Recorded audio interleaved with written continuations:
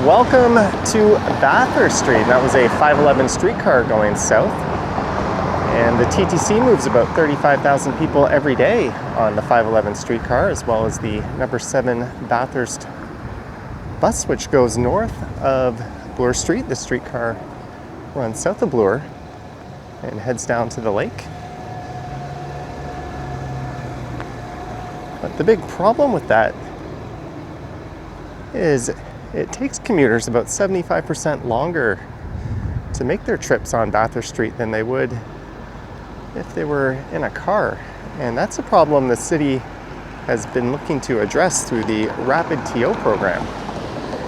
And we'll be talking a little bit about that, or I guess a lot about that, and the city's plans on this one as I head north up Bathurst Street. But the stretch of Bathurst that's been generating a fair bit of controversy lately is the stretch north of Bloor, between Bloor and Dupont. A lot of the NIMBYS business owners in the area have their pitchforks out due to some of the city's plans. So I'll be heading from Ulster Street, where I started this one, up to, I think, Dupont. I've also heard that a number of the businesses have signs in front of their places stating their disapproval of the city's proposed measures.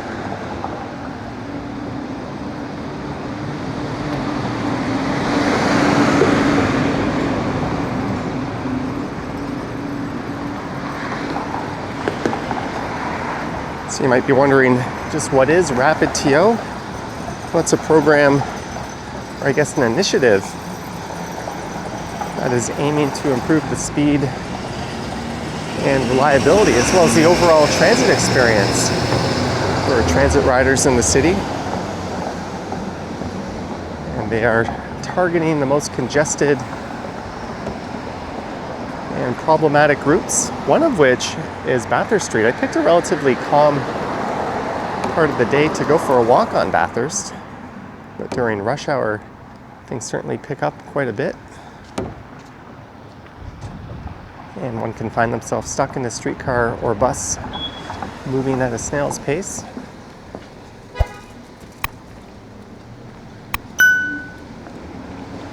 That's some of the measures that are implemented as part of a RapidTO program, or that are proposed in this case, include bus and streetcar only lanes, as well as improved signal coordination. I think there'll be queue jump lanes and enhanced transit stops as well. And if you've ever been to any big city that moves a large number of people around efficiently, they all have one thing in common: an effective mass transit program. As we get to Harvard Street, I was looking towards the heart of Harvard Village. It's a fantastic neighborhood just south of the annex. And there is Central Tech.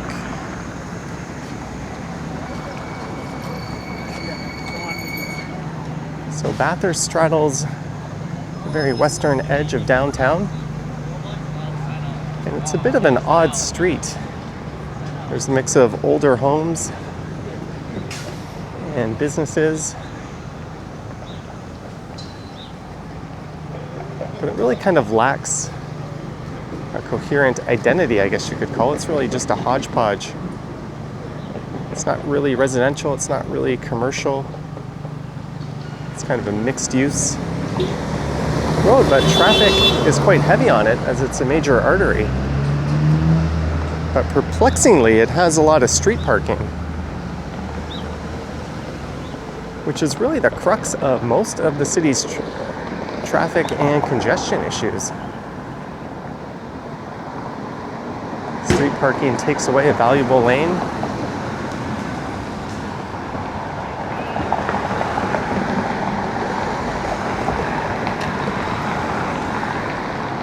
And it might not be much of a problem right now, but there are times of day where hour of the day where it's definitely a contributing factor to a lot of the congestion woes.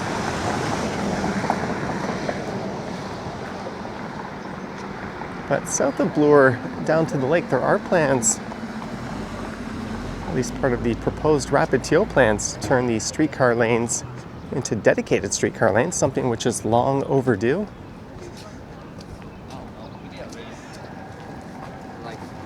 There's only a short stretch around the Toronto Western Hospital where there wouldn't be streetcar-only lanes.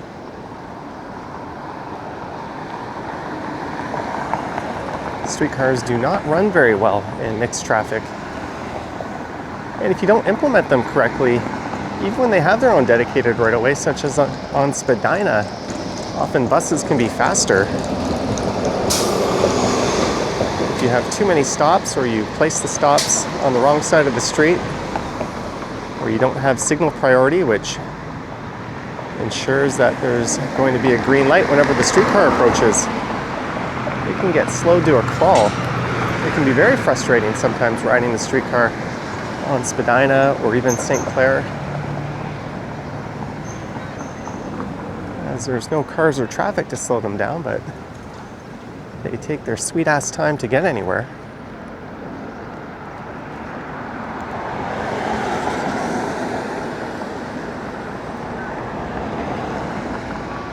But the timeline for the changes on Bathurst Street would see it implemented late fall to early 2026. There was just a public consultation in May, and that's kind of what caused all the uproar. And City Council will be evaluating which measures to implement this summer.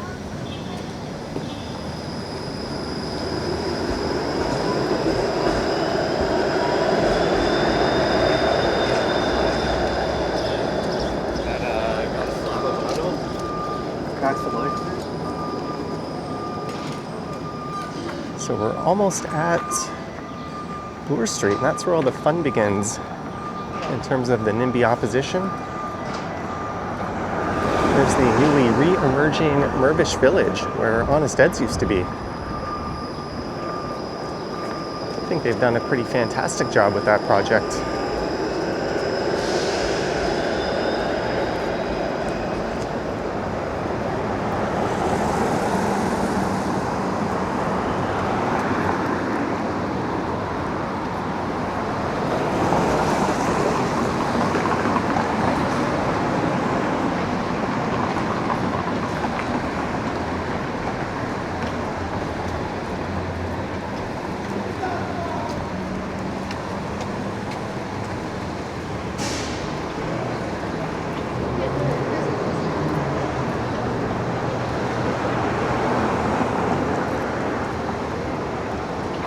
Some neat businesses have popped up in this development.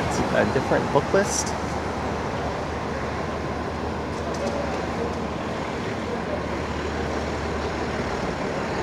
I think I saw a bar just here on the right. And these are the benefits of having smaller retail spots in new developments. I think that one's more of a cafe.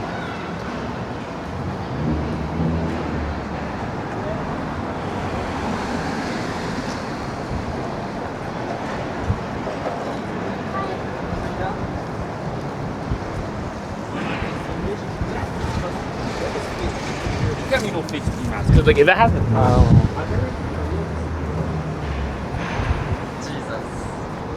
But this is Bloor Street, and just north of Bloor Street is Bathurst Station.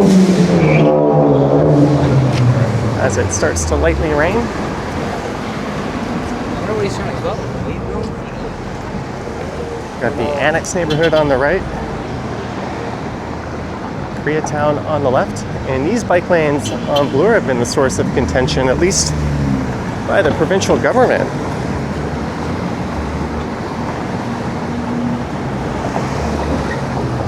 Since they've been installed, business is up. A along Bloor Street.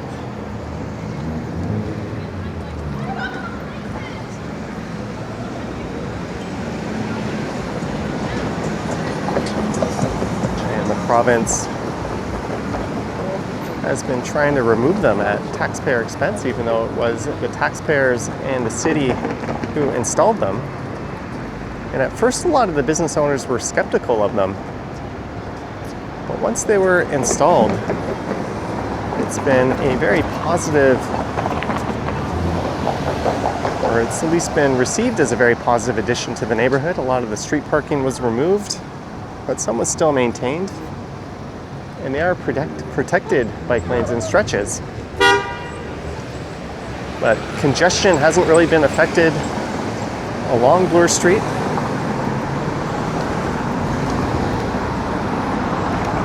The safety numbers have improved. The number of cyclists continues to improve.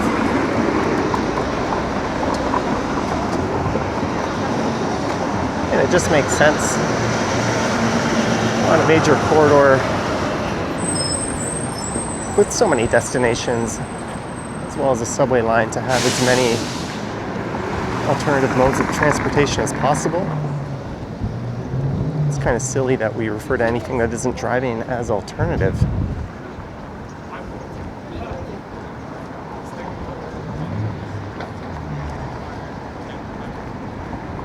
There's Bathurst. You could catch line 2, which goes east-west, or hop on a southbound 511 streetcar. The frequency is about every 10 minutes right now at this time of day for the streetcars and the buses, or the number 7 bus, which runs up to Steeles. But what the city is proposing for this stretch, north of Bloor all the way, I think, up to Eglinton, are reserved bus lanes.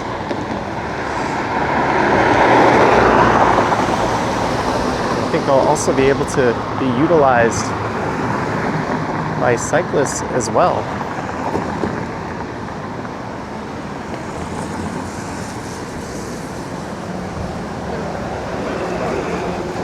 That'll help bring some parity with the travel times on Bathurst.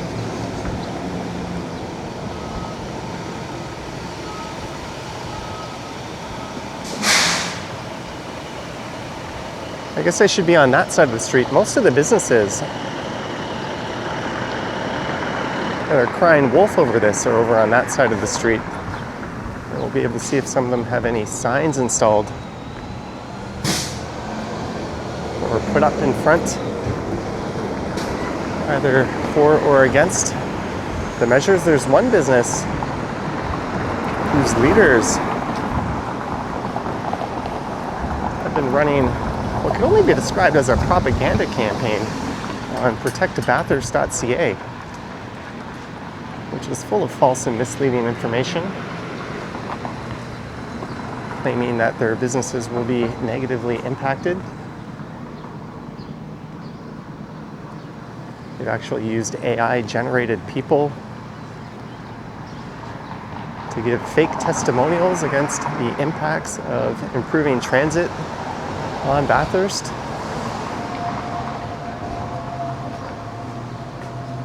There's a few businesses that are in support. Look at this. Why, or we might have to close. Bathurst Street is losing access. So are we, due to the RapidTO changes. Our businesses will lose delivery access and customer parking, putting your neighborhood business at serious risk. No trucks, no customers, no way to operate. If this matters to you, join us and speak up. Yes, Lloyd's Barbershop here is sure getting a lot of business from people driving from out of the neighborhood.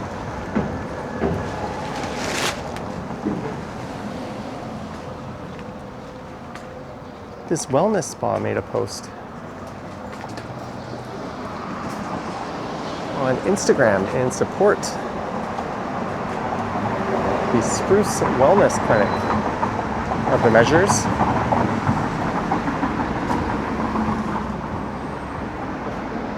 So I think there's over 130 street parking spots that will be removed.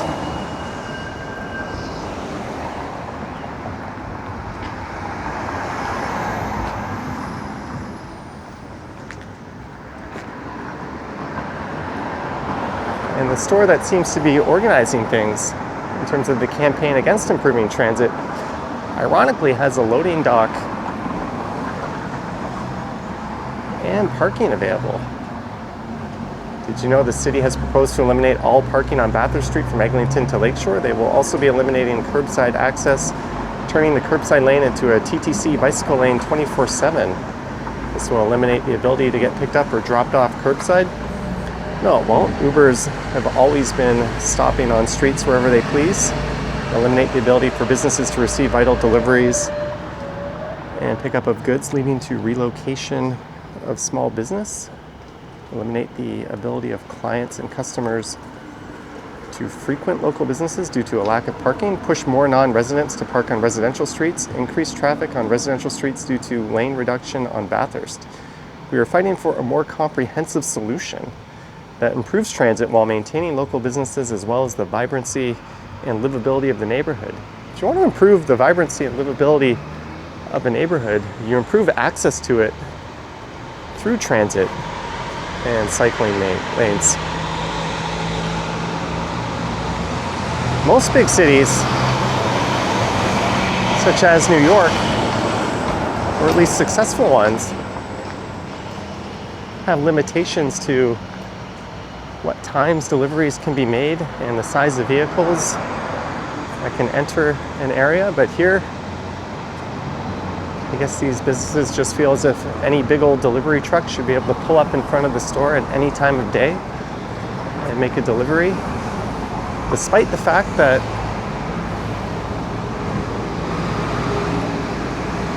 we're in a city that is growing like a weed.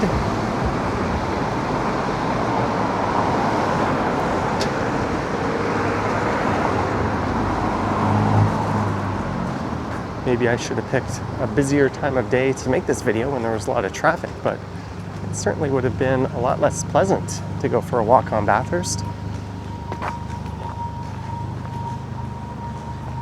It's all doom and gloom until measures are implemented, and then everyone realizes, hey, this is actually better than we thought. Maybe we should listen to the expert transit planners and city planners tasked with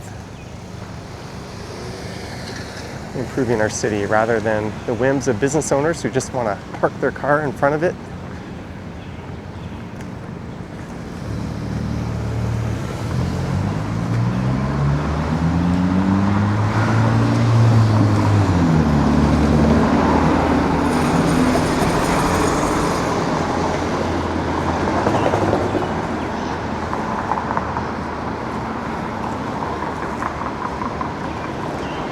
So aside from improving transit reliability and speed, there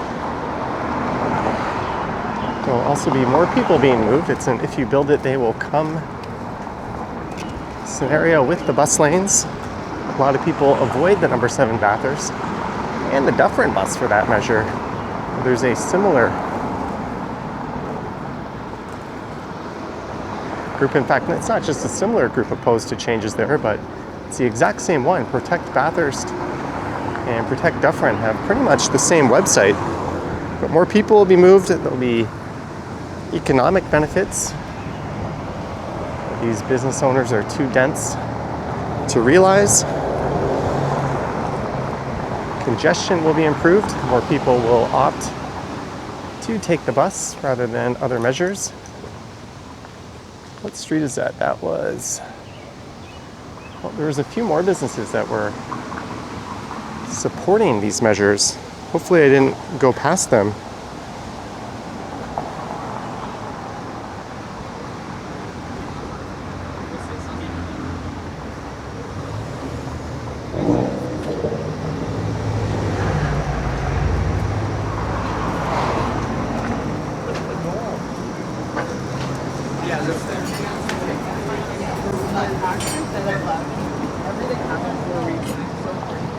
Be curious how many people at the tiny pasta market there drove into the neighborhood. I would certainly not support any of these businesses if I lived in the neighborhood.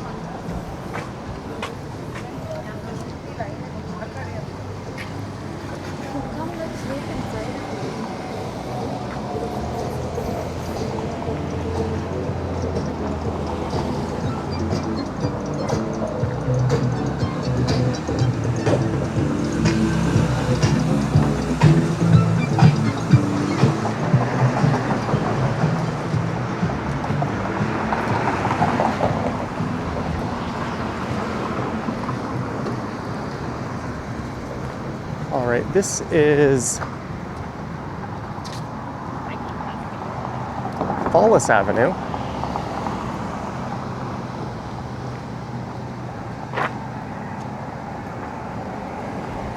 Oh, that guy standing there at Santa Guida Fine Foods staring at me has a "we might have to close" sign.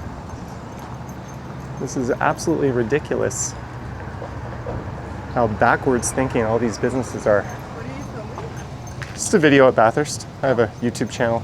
But you said absolutely ridiculous? Yeah, it is. What? Not wanting to improve Okay. transit? Oh, I Yeah. thought you were just talking about the restaurant. No. The ones supporting not improving transit. I mean, I get it, because I think I think the idea is good. It just seems like a Band-Aid solution. Because to me, like, how would these businesses get their stuff delivered? The same way every other city does. How? Have restricted delivery times, restrict the size of vehicles. That's how New York does it. I guess there's more to it. I just don't blame these businesses. Like, someone came around. But everyone cried on Bloor Street and businesses up when they installed the bike lanes and got rid of street parking. Like maybe let the transit planners and city planners do their job. They know what they're doing. Not. But you gotta understand, I don't blame the businesses. Someone stopped by and said, hey. Yeah, I know, but it's like a propaganda campaign from both sides. But Yeah, but I'm sure they didn't really have time to think about it. Someone came and said, hey, they're gonna. That's kind of a brain dead thing to do. I mean, people are really busy. It's really hard. I don't know. Being Oh, a well. little hard. That guy. All right, cheers. Someone trying to perhaps be a voice of reason. Someone else who thinks they might have to close.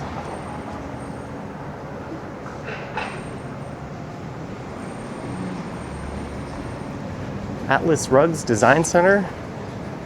And how lazy is this? Rather than have your own voice and address your own concerns, they're all just putting up the same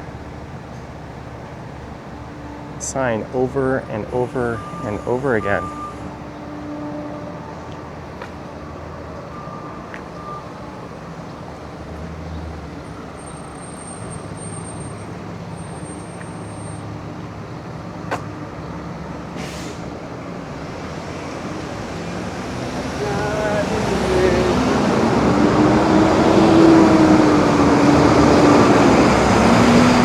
There's another sign. Yes, a little flower shop and convenience store might have to close because their customers who drive in might have to park around the corner rather than directly on the street hogging a lane of traffic. The Summerhill Market, a bougie, overpriced little supermarket, has a number of locations around the city. It is just to the north, but I want to show you something.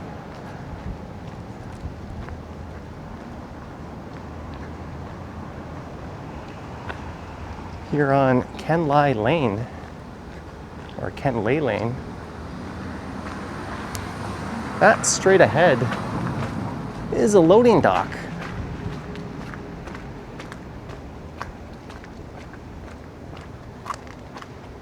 Attached directly to their supermarket. It's not really a supermarket, it's much smaller than that.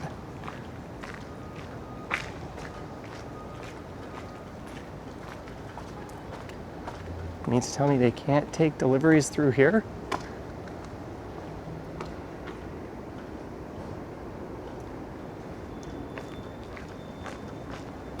Sure, an 18-wheeler wouldn't be rocking up to this area, but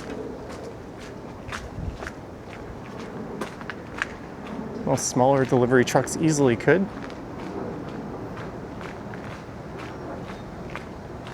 Having worked in a delivery or in a grocery store, I highly doubt they even have any of those big 18-wheelers dropping stuff off there.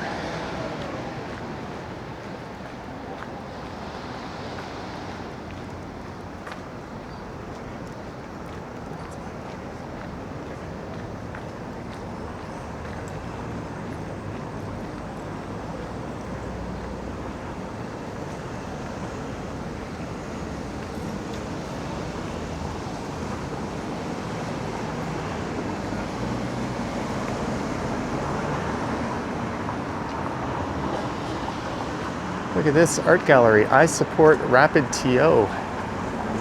Bathurst business users or business owners are using AI-generated concerned residents to fight a proposed bus lane. Check out this article from Toronto Life, May 21st, 2025. I might link to that in the description of this video. This is the, let me look this up, Toutoune Gallery, Toutoune at 998 Bathurst Street.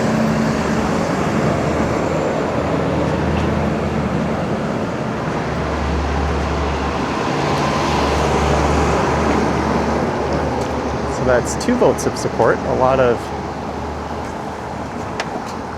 places remaining silent on the issue.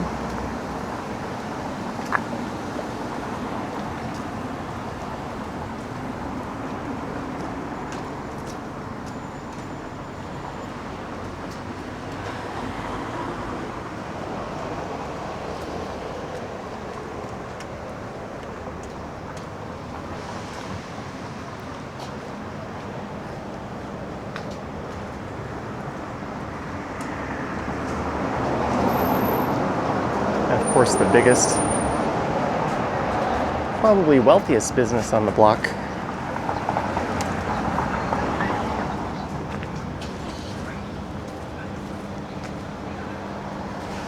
These are allegedly the folks behind this campaign and these signs.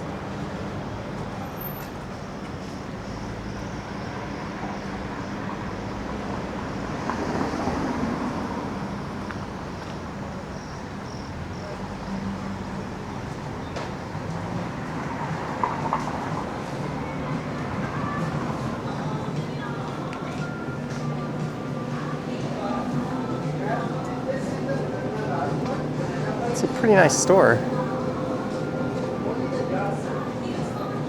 Very expensive at that. This is certainly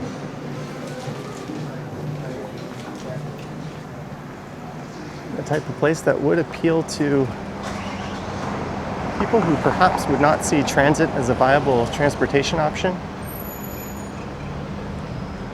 But look at this. They have parking.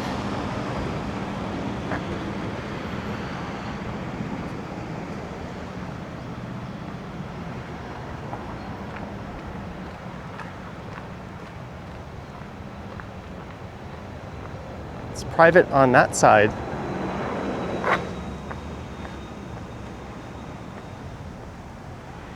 That says Summerhill customer parking only. So the place with its own delivery dock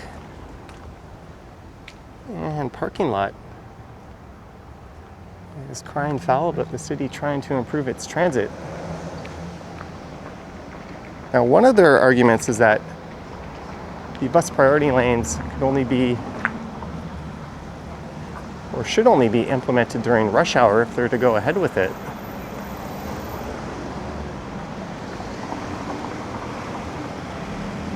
But half-assed measures like that are just that.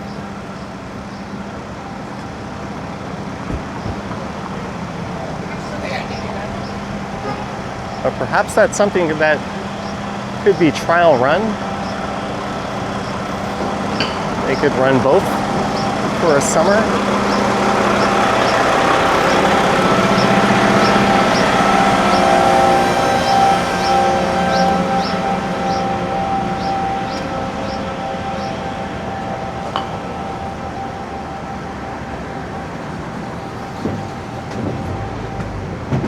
That would have a ripple effect, as Bathurst is more than just these few blocks where everyone's making a big stink.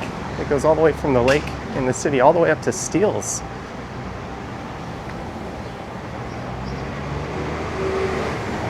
Gordo X Toronto, another business, Minerva Cannabis. How many people are driving in to pick up their cannabis? Those stores are everywhere in the city.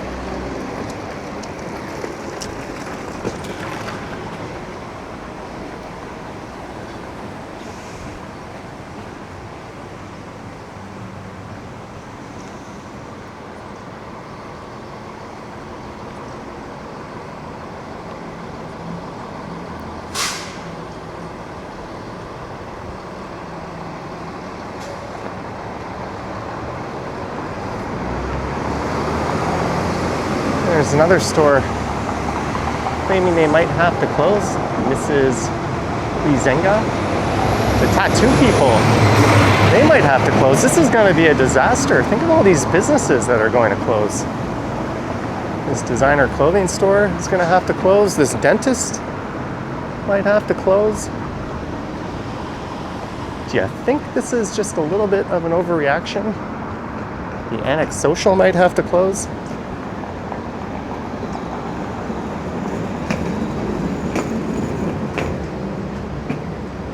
All you're doing is telling me someone who wants the city to be more livable and safer and more accessible to not ever go or recommend any of these businesses, or go to or recommend. Ironically, RapidTO has a sign that says we might have to close. They literally have RapidTO in their name.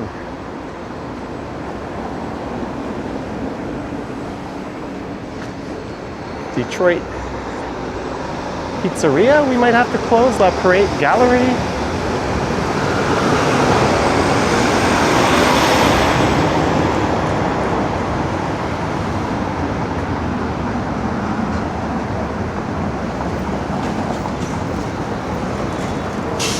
Arts Hub. There's a staple, Vesta Lunch.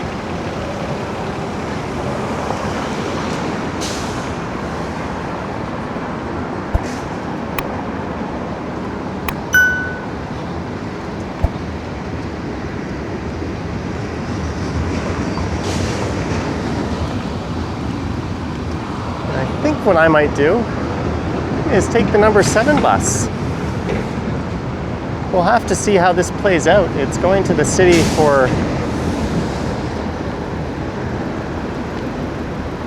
final approval in terms of what's going to be implemented, I believe, this summer.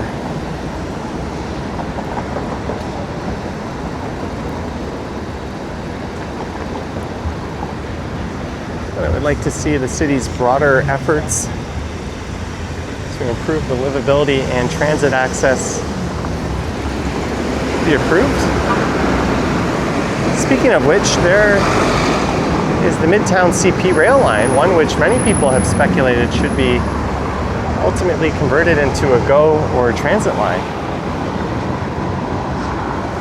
And I hope you enjoyed this. I look forward to your thoughts and comments below. I'm sure there's going to be a lot of people strongly disagreeing with my stance on this, and that's cool. You're entitled to your takes. It's more of a suburbanized car brain place you're coming from, but I guess we all come from somewhere. But do let me know your thoughts and comments down below. If you wish to support what I do, there's links to my Patreon and YouTube channel membership down in the description. I've got an Instagram account at Johnny Strides, and there is a super thanks button appearing down below if you wish to say thanks that way. And my chariot is arriving, so let me get my transit payment ready to go. All right, thanks for watching, guys. Yoink.